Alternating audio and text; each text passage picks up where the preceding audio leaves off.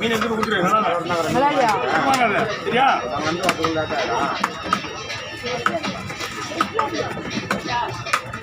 நான் பெரிய துண்டா போடுனா இல்ல அவங்க வரல அவன் எனக்கு மட்டும் வாங்கிட்டாங்க. அவங்களுக்கு பங்கு அது.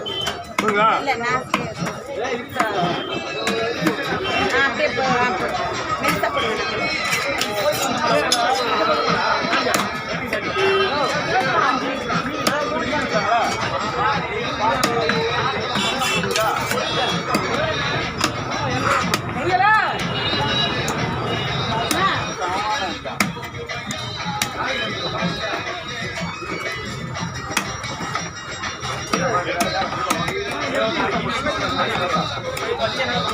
அங்க பாரு